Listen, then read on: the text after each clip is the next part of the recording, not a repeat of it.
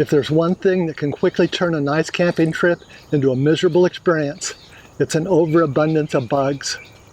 Learn what I do to minimize your exposure to them. Enjoy the outdoors without bites or stings from mosquitoes, chiggers, ticks, and other creepy crawlers. Unfortunately, many people are afraid of the outdoors. They hear horror stories on the news about killer bees, or mosquitoes and West Nile virus, or ticks and Lyme disease. But let's keep things in perspective. It is more dangerous to drive in the city than it is to hike or camp in the wilderness. And there are many health benefits from being outdoors, as well as it's a lot of fun. Let me give you a few tips and tricks as to what I do to stay bug-free and enjoy the outdoors.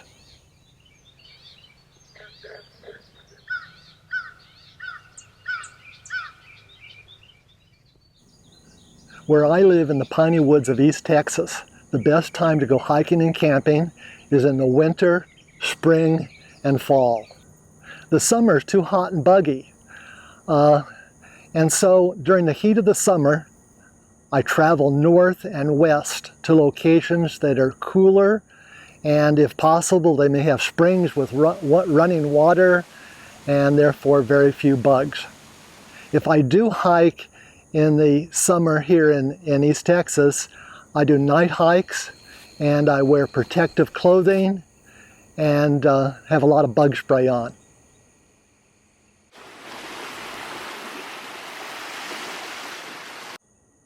Your location may have different seasons when it's best to go hiking and camping. Check with your local parks for their recommendation.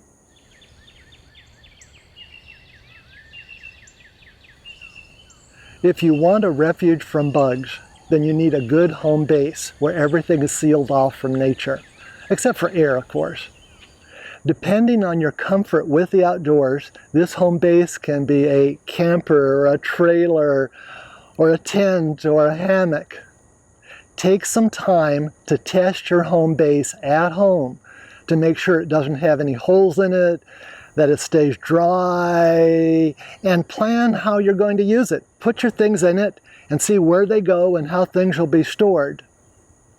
If you maintain a bug-free tent, for example, then you can put everything inside it and have a pretty much bug-free camping environment. Now, one important note, however, is to do not put food inside of your tent, inside of your home base. Instead, hang it from a tree pretty far away from your campsite so that bears and other mammals don't get into it and so that ants don't get into it.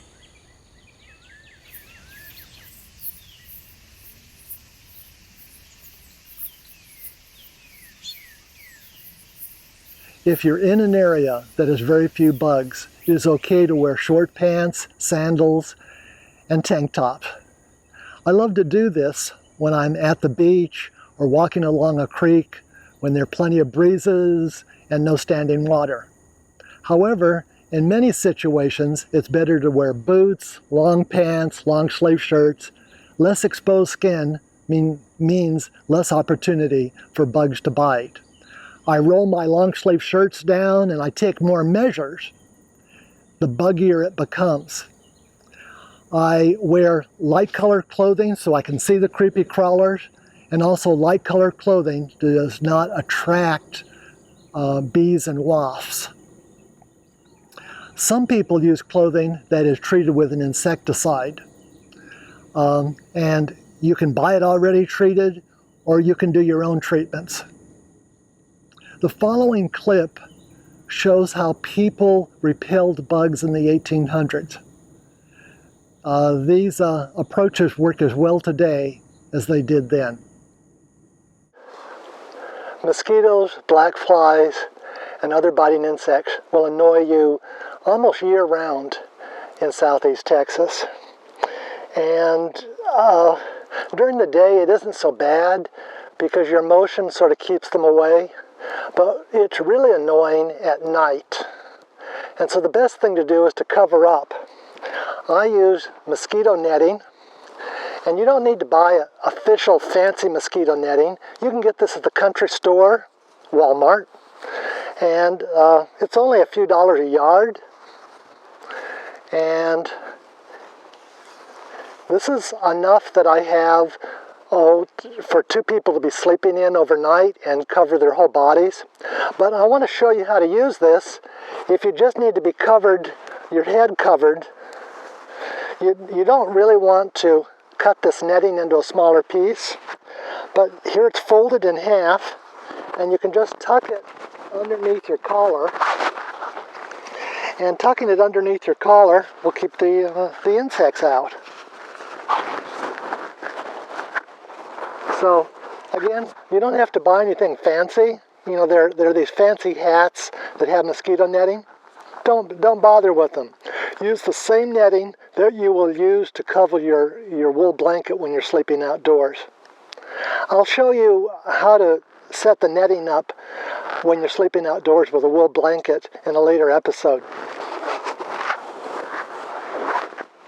Another thing that you can do is if the insects are getting into your legs, say you have chiggers where they crawl, what you might want to do when there are a lot of chiggers is to put your socks over your pants, and that way they won't be able to crawl inside.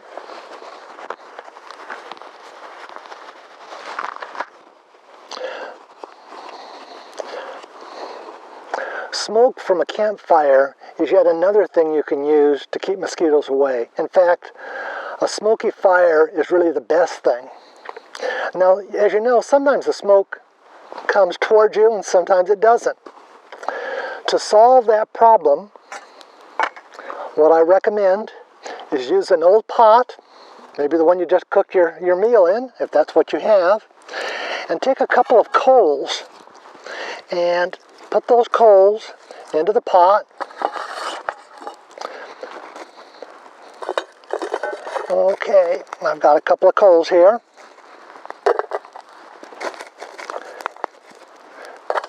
So now I have sort of a smoky fire here.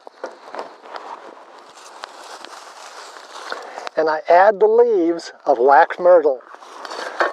As you know, wax myrtle repels mosquitoes. So this smoky fire is going to smell good, and it will also repel mosquitoes. Now you can move then this smudge around to different areas so that you stay free of insects. You can even walk around with this little smudge pot.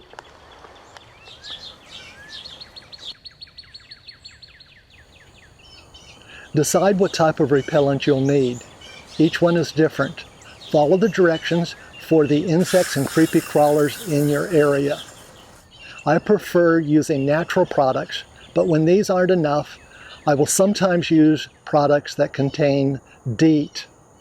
Now, be very, very careful when you use DEET, if you use DEET, because it can damage your clothing and it will melt plastics and ruin cameras.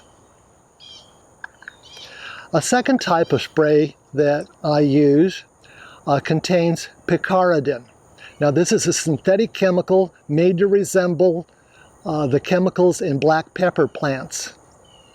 It can be used on clothing or on skin to repel mosquitoes, ticks, biting flies, chiggers, and all sorts of other things.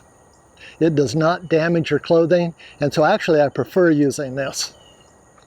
The third spray that I use contains permethrin, a synthetic chemical insecticide that is made to resemble the natural insecticide from chrysanthemum flowers. It can be applied to tents or clothing to kill insects and reduce their bites. It is very, very effective. Bugs don't even want to land on treated fabric. Be careful if you use permethrin, however. It must not be applied to clothing while you are wearing it. It needs to dry first before you wear that clothing. I put it generally on outer clothing, nothing that directly touches my skin. I also put it on ground cloths and on tents and hammocks. Synthetic chemical bug sprays are used only as a last resort. My preference is to use natural remedies that are not toxic to people. For example, I rub American beautyberry leaves or wax myrtle leaves on my skin and clothing, and this repels ticks and mosquitoes.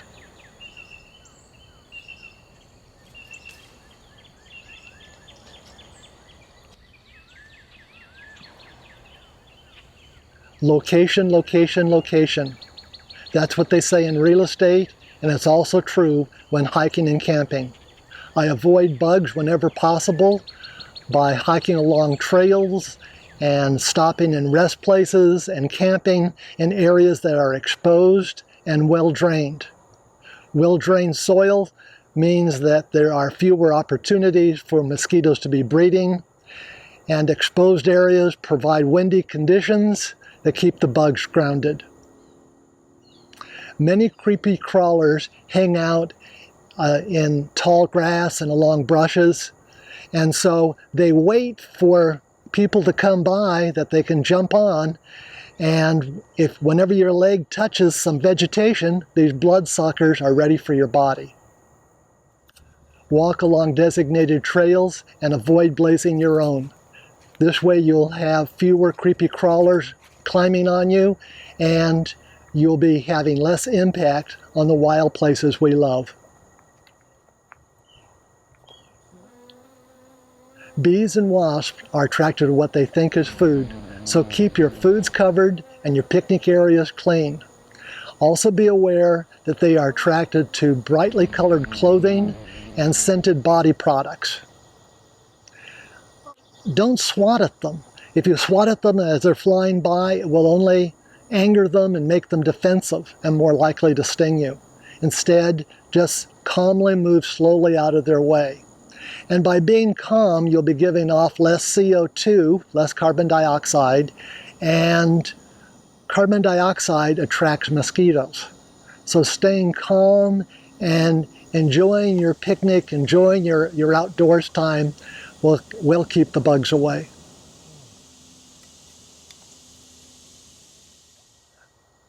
I want to mention a few creepy crawlers that deserve special attention.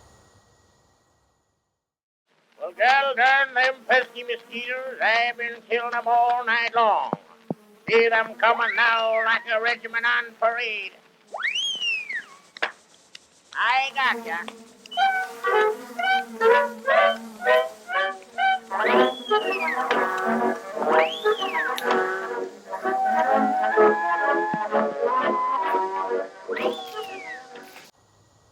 Mosquitoes are found practically everywhere on the planet. They are common around water where they breed. They are most active at night and during dawn or dusk. They are attracted to CO2, carbon dioxide, and body odor. Yes, it's true. Some people attract more mosquitoes than others. And when I go hiking and camping, I like to go with someone who attracts mosquitoes, and that way they're less likely to attract me. Most mosquito bites are harmless, other than that they're itchy bumps.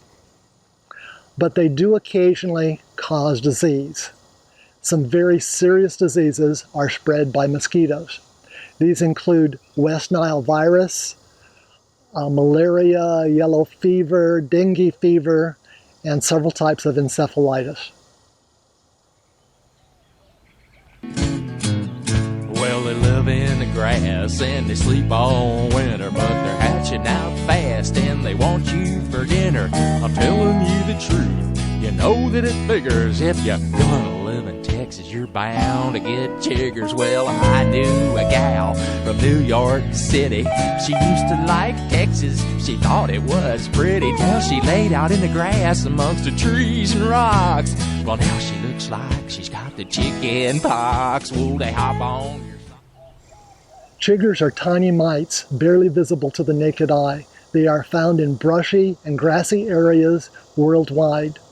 They bite areas of tender skin, like your ankles and your armpits and the backs of your knees, or where clothing restricts their movement. They're particularly fond of climbing into your underwear. Now, the reason they're really particularly nasty is when they attach to your skin, They inject enzymes into your skin, and that digests the cellular contents, and then they suck the digested tissue through a tube formed from hardened skin cells. And so their bites are incredibly itchy. Now, we are fortunate in North America that they don't spread any diseases here. However, chiggers are considered dangerous pests in East Asia and in the South Pacific because they can transmit scrub typhus. Now, this has symptoms that include fever and headache and muscle pain and digestive problems. So come into my parlor, said the spider to the other spider. Tell me, are you spider? Are you fly? Oh, come into my parlor, said the spider to the other spider. Mio, mio, mio, mio, mio.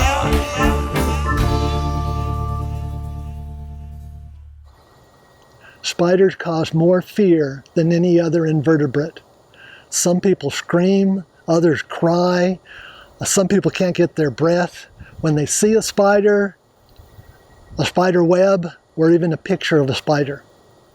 For those of you with arachnophobia, I hope that the song and pictures about spiders were not too scary. We are fortunate in North America, there are only a few kinds of spiders that are especially dangerous to human beings. These include black widow spiders and brown recluses. Now, spiders like nothing better to do than to spend the night when you're out in the trail inside of your boots. And so be sure to shake your boots out really well before putting them on. Hang them up upside down. Or the best thing to do, what I do usually, is put them in a plastic bag that's sealed so they can't get in. Also, when you're on the trail, look before you sit down. You don't know whose seat you're stealing. Ticks are parasites, creepy and small, scourge of the northwood, spring through fall. Your step is light, you never know they're there, till they pitch a tent in your underwear. Don't share your body with a parasite. Let's get naked, it's a safe thing to do. You check me, I'll check you for wood ticks. For a while back, I got a tick bite. I actually got several of them, and one of them was carrying a disease, and I'm not sure which one until all the cultures come back, and then I'll find out which one it is. What happened is one day my muscles hurt real bad, and I thought, well, I'm dehydrated. So I just went ahead and started drinking the water, and I thought it was fine. The next day I got up and had 103.7 fever, and I couldn't get it to go down for 4 days. It kept bouncing between 99 and 101, and I decided to come to the hospital. And after running panels and panels of tests on me, they come to the conclusion that it's a tick-borne illness. So if I figure out more of what it is, I'll let you guys know. Ticks are small arachnids that are common in grassy and wooded areas where they hang out waiting for a host, a human being or an animal to walk by, and then they climb onto that person and start looking for a place to suck blood. And it will anchor its mouth parts deep within the skin and start ingesting blood.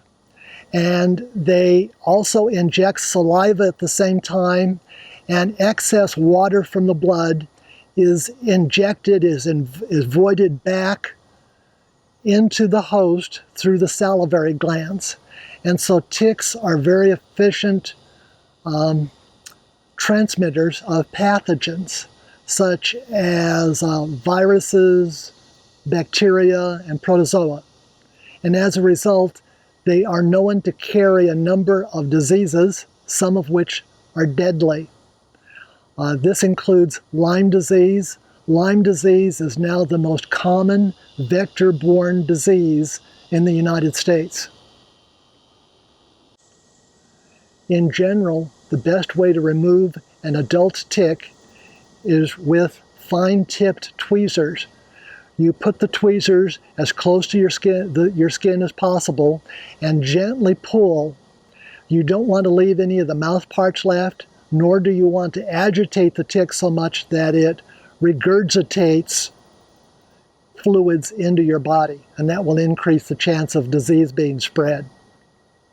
There are also proprietary tick removal tools. Now, it's been 2 years since my friend Bob Knight was bitten by a tick. He's recovered nicely, but let's give him a call and see what he says about these little creepy crawlers. What happened? Did you know that you had a tick bite? Did you pull it off? How did you pull it off? Yes, I did have a tick bite, and I went ahead and pulled it off with some tick tweezers I got. Unknowingly to me, the Lone Star tick, since it bites you, you get the disease from it. And it's called eticulitis, and basically the symptoms are is you get a fever within 3 days of 101 and 102, and it will not go down.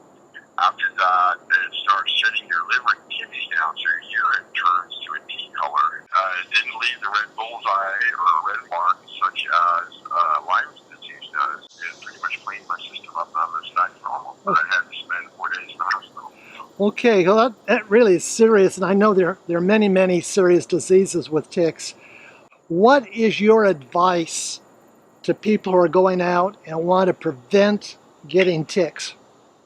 What would you do? My best advice is always prepare. I use per diem on my clothing. Make sure you follow the directions. Make sure you spray that on there. I spray it on my socks, pants, and shirt. When I go out, I use D-Puts off, 40% DEET oil-based spray around my shoes and the socks on my ankle, and I use regular off dry to spray around my waistline and on my calves. And when I get to the campsite, I also crop dust the area with the dry off just to make sure there's no ticks in the area. If you're wondering that I'm going to stop going back out in the woods because of this, no. It was bound to happen, and to be honest with you, I always figured I was going to get bit by a darn snake. It's not put down by a tick, but, you know, it happens, so.